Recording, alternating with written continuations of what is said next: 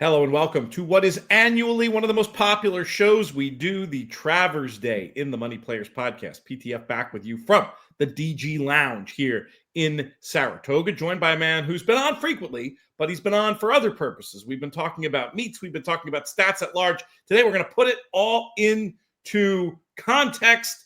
The man I'm talking about, he is Raceland's power user, Matt Vagvolgyi. He's also, though, more important than that, guy who bets some money. And I'm really curious to hear what he says about these graded stakes on Saturday. Matt, how are things? Things are good. Meet continues to roll on. Wasn't a very good day yesterday, but I figured I was due for one of those. But no, meet's been good. No big hits, but just grinding along every day. So it's been a really good summer so far. That's interesting. So you've been able to keep the head in front playing every day. That's not an easy thing to do. I imagine you've been a little bit extra focused on it. Yeah. I mean, it's I think it's just the daily grind of changing some plays up to. I haven't really played many pick sixes this summer, which is very odd for me. But again, just finding ways to try to make some money, but also avoiding the pitfalls. And I think it's probably one of the best things that I've done this summer. And again, because this is coming off of a bad summer the year before, and I think I forced a lot of plays. I kind of felt like I was pot committed for no reason. You're never pot committed in any wager, no matter what you're playing. So it's been more, I think, the selection of the bets and just concentrating where I have the best opinions, and also too playing where I feel I've got the strongest favorite. Like Sean Borman and I were talking yesterday about it's just playing some shorter price horses is fine. It's just finding those horses that you really feel confident in, and you can string up either an exacta or a double or something like that. So simplifying the play, pressing when I have opinions, stuff we always say, but it's tough to do on a regular basis sometimes. But I think that's been the recipe for success this summer. Walking the walk, always tougher than talking the talk. We will be talking about a pick five sequence on the show. Before we get into the specifics of the races, I do want to thank our friends from Adelphi Racing Club for sponsoring our Saratoga content. I got stuck between Saturday and Saratoga. Our Saturday Saratoga content all summer long. As folks know, huge fan of Adelphi Racing Club. They've given me some of my favorite memories over the last few years at the track. This is a great way to get involved in racehorse ownership on a meaningful level, become a racing insider, have a lot of fun along the way for a very reasonable price point. AdelphiRacing.com, the place to go. If you have questions, reach out to me. Very excited to talk to people about my experience. You can get me in themoneypodcast.com through the contact button. You can also reach out directly to Matt Couture through the Adelphi Racing website. We're looking forward, hopefully, to having some smaller gatherings with interested parties, maybe do one or two up here at Saratoga before the meet's over, and then definitely downstate at the Big A. We're going to have a get-together, too. So don't hesitate to reach out with any questions. We'd love to have you on the team. All right, let's dive in. I'll ask you, it sounds like you have been to use the parlance of, I think Matt Miller used it in his book, but I think I've heard Sean use it in real life too. Shortening up, not necessarily getting stuck in to the pick five sequence when there's a win bet or a double. But have you looked at this pick five sequence? Do you think it's one you'll be participating in? Yeah, it's one I'll be playing. I have been playing pick fives. I think it's more, again, looking back of just, it's one extra race, right? But no, it's exponentially harder. It's exponentially harder. It's also exponentially more expensive too, right? So, especially when I'm trying to press opinions in a pick six, which I do.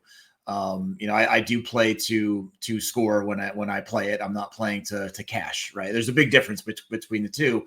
Not just looking to hit it, but I just felt like I was forcing myself into some spots, and this year I haven't. I've walked away from some pick sixes that would have been traps. So I think that's, again, there's some that I would have hit too. I mean, you're always, I am leaving some money on the table there, but I think overall, I think that's the difference. And again, it's also a mental thing too, right? It's the actual ROI, right? Positive, negative ROI, but it's also gets in your head when you start to string along some of these big craters of losses and playing pick sixes and playing certain bets. You feel like you're kind of pressing yourself to go into. Changes your mentality for the next day. It changes your mentality, going forward. You start playing things that you shouldn't, and it becomes a slippery slope from there. So I think that's been a good focus. Handle is up, but I'm playing more. Just I'm bringing down the amount that I'm playing and strategically allocating capital.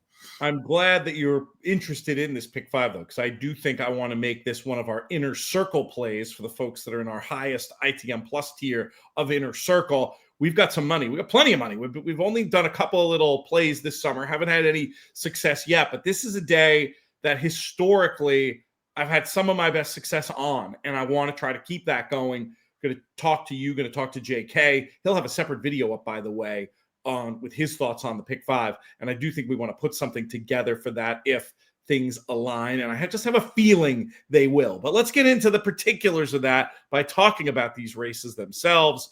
And we'll start off with the grade one personal ensign stakes. We've got Torpedo Anna back in here, one that I haven't been shy about trying to beat in certain situations. Today for me, though, Matt, not particularly one of those situations. I feel like it lays out pretty well for her sort of stalk and pounce style from the outside. What do you think of Torpedo Anna in this spot? What others would you consider including? Because I'm certainly not opposed to doing some other inclusions here as well. Yeah, I'm in agreement with you, Pete. I think the setup of this race looks absolutely perfect for Torpedo Anna as well. Again, at this point, tossing out that Churchill race, I just think back to form. Horse of the beast. I just think it's the perfect setup in this race. Tremendous turn of foot late. I think going to be very, very difficult to beat Torpedo Anna. I will use a couple of others, but I would say the highest allocation will go through Torpedo Anna. I thought Randomize on the front end. I think could be a little bit interesting. Again, if good enough, don't know, but again, a horse that could potentially shake out to a lead and potentially be on the lead alone. I don't necessarily think that might be the case, but again, if it just happenstance, if that happens, I think you're going to get a decent price on Randomize. I think you probably hold at morning line that 4 to 5 to 1. I think there. I think a horse is going to take some money as well is going to be Raging Sea. I think Raging Sea is a horse that needs to have things go in a particular way, and you may get it right. I just think might be a little bit too far off the pace, but has a monster late pace figure, and no one else is really even close in this race. So if it does get hot up front, I do want a bit of Raging Sea. But if I were to rank them out, it would be a high allocation to Torpedo Anna, Raging Sea, and then as well as Randomize, just in that case to steal it on the front end. But those would be the three that I'm going to concentrate on here.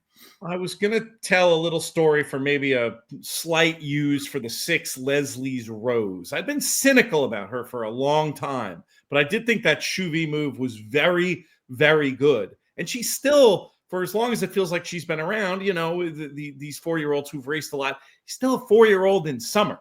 If that last race is a new level of ability, she could continue to move forward and be very, very interesting here. For the longest time, I thought of her as one that was on the right part of the track in the Ashland and wanted to see her do something again to impress me. It hadn't happened until the Chuvy, but it happened in kind of a big way there. What's your thoughts on potentially including her for a penny?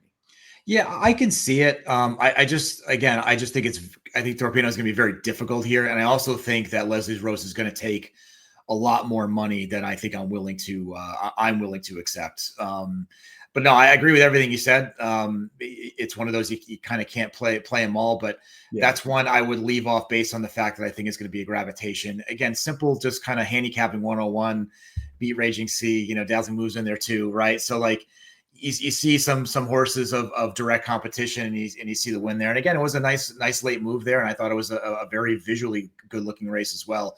I just think we'll take a little bit, I'll soak up some money, I think, in the pick 5 as well. So I'm trying to get some separation because it's going to get tough to separate later on in the pick 5. So I think horses like that, where I think I can get away from some that will take some money. There'll be a few more as we go along, but I think that's one of them there. I'm going to pass on because of that.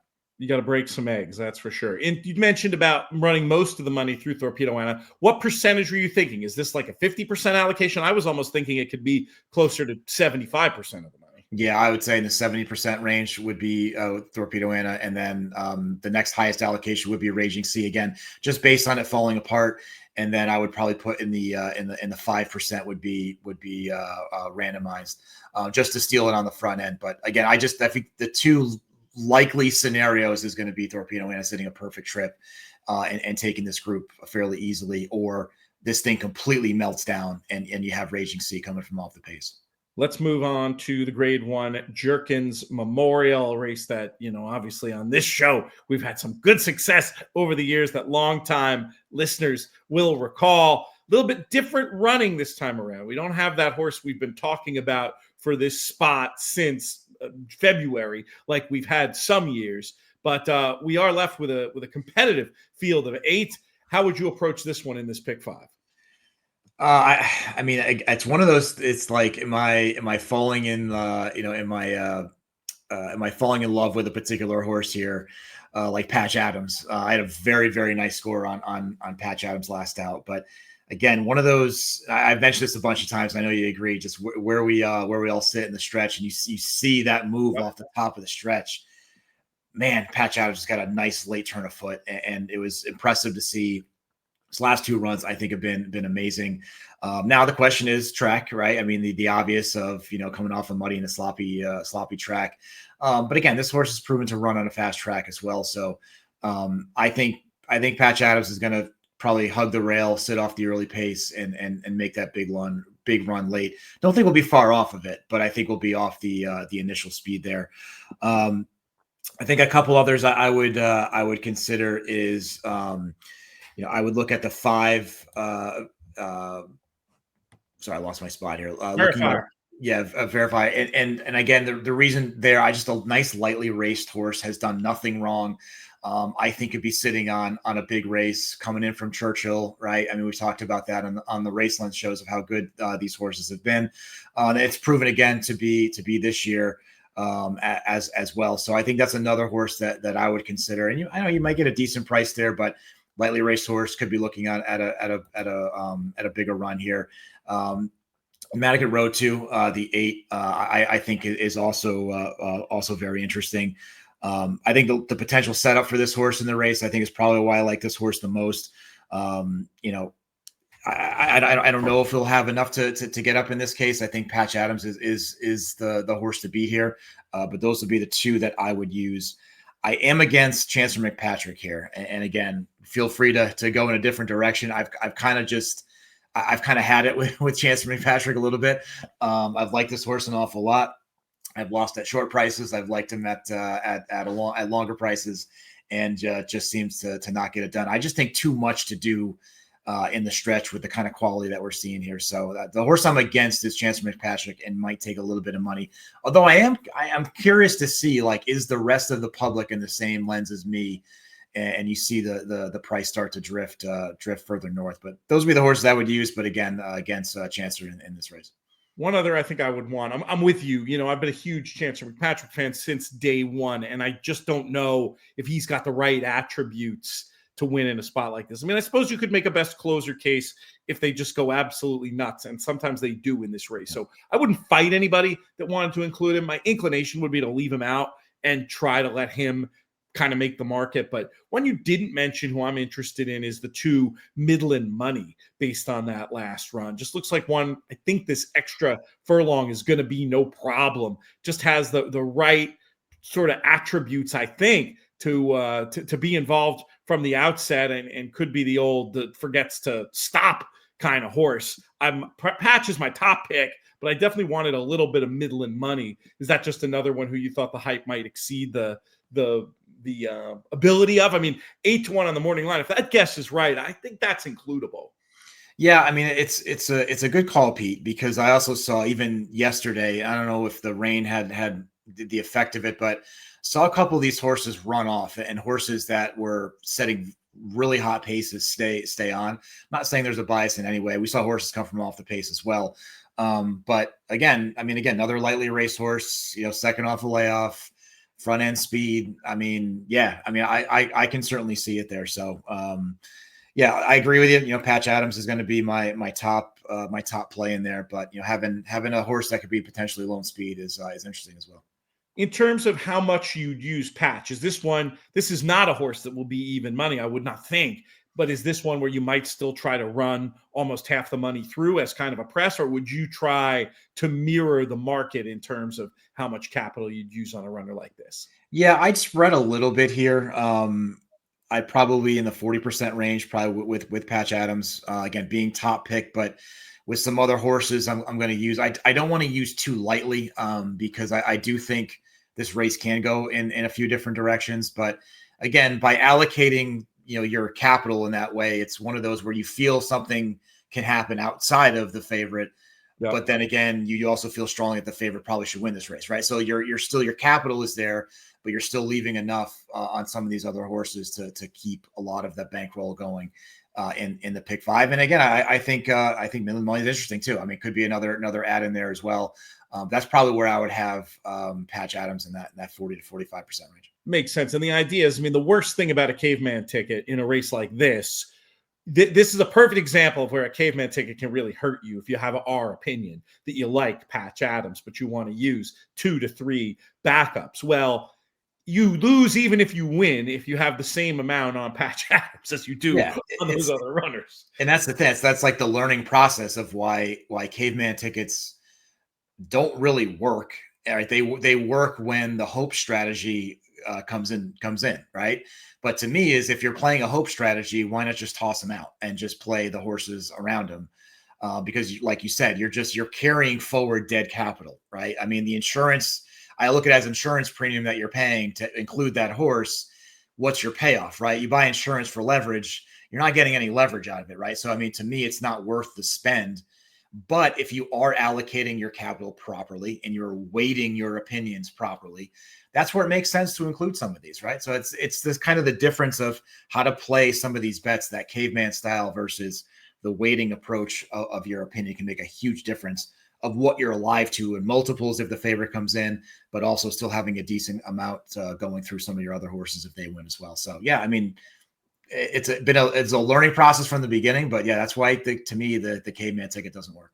Yeah, I mean there are certain situations, complete flyers, you don't like a bunch of favorites. It's not a never ever do that kind of thing for me, but especially in something like what we're going to be doing with this capital that we've raised for the inner circle, I'm loath to do anything resembling a caveman ticket, and you end up with your top pick winning and yet losing equity in the situation. It just even in that case, though, P, I still think even if you've got 5 long shots, really at the end of the day, do you feel that every one of those has the exact same chance to win? Never. Sometimes that's the case, but I would say almost never for me.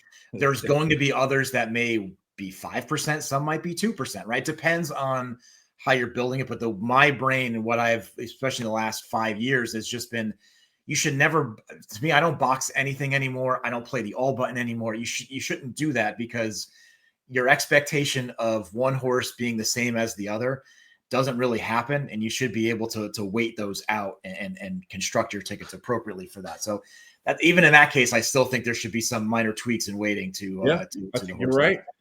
Do you ever play a weighted all? Well, you'll have every horse covered, but just some more than others, or do you just eschew all altogether? Yeah, no, I will. Again, it's just pressing the all button and having every horse the 30 to 1 shot, the same as the 8 to 5 favorite you're trying to beat. To me, that's where it's a hope strategy. You're just hoping for the best, or hoping some bomb comes in. No, I do weighted alls. Again, it depends on the overall sequence. If I really love a couple of horses and I'm having a hard time with a race, and I get beyond 4 or 5 horses, I've told myself I really don't know what to expect in this race. So yeah, I start to look out. But a lot of times I'll use a weighted all if I'm trying to beat a favorite. Like, if there's a short price favorite, I will throw that horse out, play a weighted all around it, in terms of either what I expect the market to do, which is usually what I do in a weighted all. Because again, if you're doing it all, you're saying you don't have an opinion, right? So I'm taking the market's opinion. But kind of long-winded answer to your question, P, I do weighted all in a lot of sequences. I like the all but the favorite. That to me is a lot gutsier, so as it were.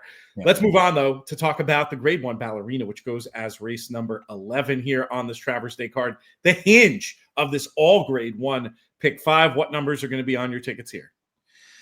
I thought Hope Road was going to be tough in this race. Again, probably going to be a short priced horse in here, but I think there's others. I mean, again, I think.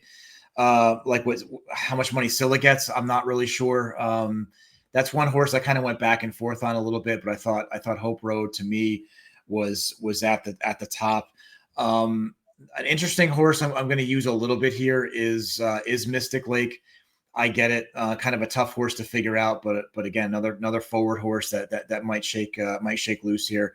From Safi. So again, I think Mystic Lake could be interesting at a price. So I went back and forth on this horse. I'm probably going to toss this horse, given the money that the horse will take. I just think it's going to be just too far off the pace. I didn't like the late turn of foot in recent races. I think it's going to be very difficult to run down a horse like Hope Road. So, my main squeeze as well, I think, is also interesting in this race. A lot of different directions here, but I would say the concentration of a lot of the capital is going to go through Hope Road, based on the setup, based on pace. And I think Scylla's just going to have too much to do late. But I'm curious to get your opinion on Scylla. That's the one I kind of went back and forth on. I came around to Scylla, and one of the biggest things I did was just try to filter the form a little bit, looking only at the 7 furlong fast dirt tries. And when you do that, she goes from being a little bit of a weirdo to the model of consistency. And I just think her blend of tactical speed and finish under Pratt now, I just think she's going to get a very good trip. I'm with you. Hope Road, the main danger. Need a lot of Hope Road. But when you look at the overall resume of horses in this race, Scylla's got the best one. And you combine that with the idea that I think today, under these circumstances, she could get the best trip. And I personally can't leave her off. I'd rather take my chances just rowing in 7 and 9. And I mean, I hear your cases on the 1 and the 8. I don't know that I'd be able to cover all of them. But yeah, Scylla, to me, I mean, I understand there have been times where she just gets a little bit too out of it. I mean, the last race being a prime example, but I think the circumstances are going to be rather different today than they were going 6 in the slop. I mean, do you take that point about the 7 furlong dirt tries? Yeah, I do. And I would say the kind of the push for Scylla in this race is kind of that recent dirtied up form a little bit, right? I mean, visually doesn't look. I always try to look through what the eyes of what the average player is going to look at here. And you look at those last 3 tries and, she looks like she's lost a step maybe. Yeah, well, going the wrong direction, right? Going in the wrong direction. And the back class tells you something different, just as what you said here. To me, the only issue I have is just I haven't seen, unless this race completely melts down, I just haven't seen horses come from the position that Scylla's going to come from. But again, you make a great point with Pratt. No one understands pace better in this circuit than Pratt. And this horse will probably be maybe a little bit closer, right, to be a little bit more involved. That's my biggest concern, though. My biggest concern is a race similar to last with Joelle, keeping far off, kind of letting the horse get in the rhythm of getting far off the pace, and then once that big run, I call it a get out of your seat horse, right? You get out of your seat, but you just don't have a shot at the at some point, you feel like you're there, but then it's just not enough. And I feel like Scylla might be that horse there, but no, I see your point of looking at it from a back class standpoint and from a public perspective. I don't think this horse, morning line favorite, I don't think goes off at the favorite, though. I think Hope Road winds up being the favorite in this race. David's better at this game than me, but I wouldn't be surprised if you're right. The mean way of referring to that get out of your seat horse is calling it getting Rosario'd, but we won't go there. And look, I love Joelle, and there's certain horses that he'll ride better than anybody else, but my gut tells me this is a jockey change that's going to see her to better effect. And, if someone's saying, oh, you say how good the 7 furlong race were, what about getting pasted by ways and means? Well, there's no ways and means to worry about here. Right. So I think that's significant and maybe underrated by the public. Anyway, it's going to be fun. I'm going to probably take the less courageous man's way out and just use both of them and hope that chaos does not ensue. We'll see how it plays out. It's going to be, it's a cool race. It's exciting. I'm hoping Scylla ready for a close-up. I should point out also that I have done horse by horse write-ups of this race and the Forgo that we're about to talk about. You can find them on afterraces.com. You can also find them if you're a subscriber to our free In the Money newsletter, which you should be, because it's a good way to get notified when we have YouTube videos and audio podcasts. These days, something's audio only, something's video only. The free newsletter, a great way to stay on top of everything. And there's some proprietary content in there as well. exclusive, I guess I should say, rather than proprietary. InTheMoneyPodcast.com/email. You'll also find information about In the Money Plus, which I mentioned earlier without properly plugging, where you get a ton of extra information around racing's biggest events, extra shows, podcasts, etc. InTheMoneyPodcast.com/plus will get you right to that. And with that, we will pivot to this year's Forgo. This is a fun one. I guess we should start the conversation with Bookham Dano. Did a whole other video about Dano and his awesome sire now in New York. Bucaro, are you with or against Bookham Dano here? After being against Bookham Dano a few times recently, I'm with. And again, I don't want to just all base it on the visual, but this horse fights though. I mean, this horse, when it gets down dirty at the end, I love a horse that will look another horse in the eye and just keep going. That's exactly what Bookham Dano's done. That's exactly the horse I want to bet on, right? Because I know I'm going to get an effort. And again, those last couple of efforts there from Bookham Dano have been tremendous. I think it's going to be very difficult in this race, unless Paco seems to be riding this horse great.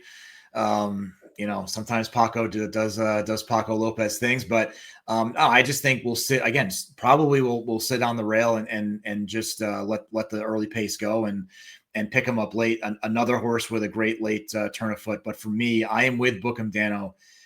Just seeing the fight that this horse has against really good horses too. I think this horse is still on the upswing, so I'm very much with Bookham Dano. The other two horses I would look at are from the inside, are Most Wanted and Bishop's Bay. Again, I just think talented horses, I think could be sitting on their best as well. But I think Bookham Dano is going to get the majority of capital for me. Again, Pete, I was hoping you had something special here to get some prices. But it goes to where you have the most confidence in certain shorter price horses. And again, Bookham Dano is a horse I think is just at the peak, and I think we'll give another great effort here on Saturday. I do have a goofy one for you to consider underneath more, but I'll probably have to use for a penny up top, and that's number 8, Scotland. Okay, so this horse ran his best ever race at Saratoga 2 years ago. I like to see that. Has looked a bit outclassed of late, but or subsequent to that win, I should say. But being reinvented as an extended sprinter, this horse ran okay, I thought, last time off a long break. That race has produced good form. Look, he's not likely to win this race, but I really do think this horse has an opportunity to run into a minor placing. And having said that, to at least include for a very small amount on top, probably a grade 3 horse in a grade 1 race, but also probably 15-1. And I can tell you a story, so I'm going to probably try to include it. Mulligan, he needs to reverse form with Bookham Dano, but his past performance cut looks exactly like that of a winner of the Forgo, which he is already. Wouldn't hate having a little on him. Maybe he gets a little forgotten for having been a punching bag lately to Bookham Dano. And then Crazy Mason as the one who's probably not as bad as that. He is, I'll just go ahead and say it. He is not as bad as that last race looks. I think he's better suited to East Coast racing. And if they just go crazy, he does have the kind of late pace to get involved. So I guess in my ideal world, and I'm not sure if this will make sense from a betting strategy point of view, but if I could have 50% on Dano and 50% spread amongst those three, I'd probably be happy with that. Are you seeing Scotland at all, if you squint, at least as an underneath type? I did. It's just, if you look at, just looking at my stuff on a pace perspective is right there with Bookham Dano in terms of a late pace figure. I just think comes from a little bit far off, right? I think the positioning of it, technically in the rate, Crazy Mason does have the best late pace figure, but to me, it's kind of almost irrelevant late pace figure because of just how far this horse will come from off it, I believe.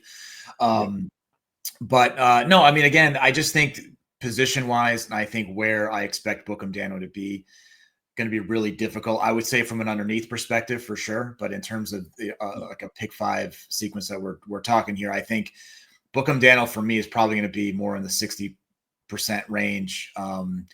again, I've gone back and forth with Mulliken. I got to try to get out of my head of when I have a big score or lose a big score, and that's been a couple there.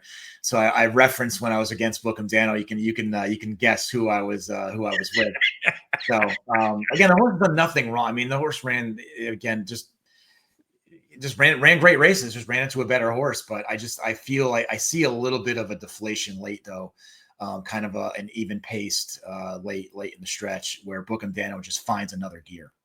Right. So to me, that's kind of the biggest difference between those two there. And again, I think Bookham Dano is still up on that ride. Won't win big convincing races. I think it's probably going to be one of those horses that just does enough to get it done. But I think more. I just think most of my capital is going to go through Bookham Dano, and I'll use a few underneath though as well.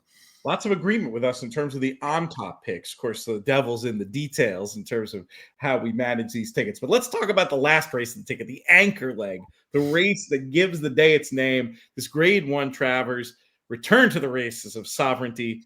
Is there any beating him? I don't see it. And again, I think you know me enough, Pete. I'll just be as bluntly honest. I love to come on here and give you, some crazy, weird angle. I mean, Magnitude is going to be the other horse, right? Obviously. But what are you going to get? 2-1, right? And this short field. I'm not willing to take 2-1 on basically taking a chance for a little bit more of a gamble than a strong feeling on the horse. I need double dip. I need 10-1. I mean, I need a lot more than that to go against a horse like Sovereignty, who just doesn't seem to be slowing down at all. I don't think. I mean, you could look at a pace position where Magnitude gets loose early. I don't think that matters. I mean, I think Sovereignty is that good. This has been a horse I've had to come around on. Was against in the Derby. Wasn't say I was against in the Belmont, but I thought that there was some others that I wanted to try to work into that number. That is another horse. I mean, my God, that off the top of the stretch, I mean, just seems like took 2 strides and was just like in front. I mean, it's crazy to see that kind of a high level thoroughbred athlete run like that. It's amazing to see. It's really cool to see. I think for most, this is going to be a cool race to watch, maybe not to bet, but I think as the anchor leg of this pick 5, Pete, I'd rather lever up and put all my chips on Sovereignty here. It's one of those, either, like I said before, you throw it out and you grade everybody else out from there and go wide, or you single. I think adding another horse to Sovereignty, I don't think makes a whole lot of sense. But again, that's just my opinion. I think Sovereignty is going to be extremely difficult to beat, and that's where I'm going to end up in this pick 5. I did some back of the napkin math, and I think it supports what you're saying. So I think Magnitude should be he's a reasonable chance. He's like a 9-2, 5-1 to me. Mm-hmm. And he's going to be, let's even give the market a little credit and say 5-2. That's still an incredible underlay. Whereas Sovereignty looks like he should be 1-2. He's going to be 1-2 or 2-5. So he's certainly less of an underlay than Magnitude is. And then you tie in, I still think it's worth playing because of our confidence of opinions in the other legs. I mean, the favorites lever of the pick 5 here is not, we're not hitting it for $2 or $5. You got to hit it for significant amount of money to be playing this, especially as a group ticket. But I still would argue there could be some value there if you hit it enough. And I think you're right. And I think, again, it comes down to something we've talked before about. Where's your leverage in the sequence? Are you taking leverage from the pool, meaning you're playing prices around and throwing out short prices, or is the leverage coming from your bankroll, right? Where you're focusing in on some shorter price horses, but you're trying to hit it a bunch of times. And listen, I've had some really, really nice days with horses like this winning in pick 5 and pick 6 sequences. So it's not impossible to make money here. I think this is a good example of how ticket construction is going to make the difference of whether or not you're hitting for something valuable or you're playing to get your money back. To me, that's why I want to avoid those situations as much as possible by grading out opinions accordingly. Well, I'm going to play around with it. And I'm going to ask you offline to help me out and constructively critique what I come up with here. And hopefully we have a chance to hit this thing for the Inner Circle crew. And hopefully a lot of the people watching will hit it as well. People watching, you've heard what we think. People listening, you've heard what we think. Go over to the YouTube channel. Go down in the comments. Leave us a comment. What did we get right? What did we get wrong? Are we crazy to think we can make a ticket that makes sense with Torpedo largely singled on the front and Sovereignty stone cold singled on the end? I think we can if we do everything else right and we hit it for enough money. But I want to hear what you guys think. Tell us we're crazy. Tell us who we're leaving out, who's going to be the blow-up horse in this sequence. We want to hear from you very much. Make sure to check out our other videos on ITM as well. Matt, always a pleasure. Really appreciate you coming on here. And we'll have you back next week. We're going to look at Kentucky Downs through the lens of Race Lens. Appreciate you doing that extra work for us as well. Absolutely, Pete. Now, looking forward to it, and looking forward to another couple of great days here at Saratoga. We've had a lot of favors in the weather favor jar over the last few years, and we're starting to take those back. So it's been absolutely beautiful. Yesterday was beautiful. Today, the same, low 80s. Crowds have been tremendous. I know the crowd police was out early with Saratoga in the early July days. But I think, to me, someone that's there all the time, I mean, the crowds have been huge. And because I think it's because the weather's been so good too. That certainly has helped. But another couple of great days on the books, and no worry about races coming off the turf. So that's always a positive in these neck of the woods. It absolutely is. I'm actually on TV the next 3 days, Friday, Saturday, Sunday. I'm going to be on Sky, so I won't be over there, but I'm going to try to get over there as much as I can next weekend. It's always a pleasure. The few days I've been able to get over there, gotten to meet so many nice listeners and viewers. Can usually tell the age of the person by if they say, I love the podcast or I love the YouTube channel, by the way. That's been a funny one. That's good. That's good. There you go. It's good handicap. Wherever you come from, we appreciate you. And I always love that opportunity to stop and chat. So do not hesitate to say hello. And I'm also looking forward to getting to hang with our friends from Adelphi Racing Club. Going to be able to see them. They've got their day at the races on the 29th. That's going to be fun. And again, if you have any queries, please don't hesitate to reach out to me, reach out to Matt Kater. Okay, if you're watching on YouTube, thank you for sticking with us through 37 minutes of a video that only covered 5 races. That's unusual for us, but it was a sequence that warranted it and a guest that did as well. Please click on one of our other videos. And if you are listening on the podcast side, we've got more content coming up right now.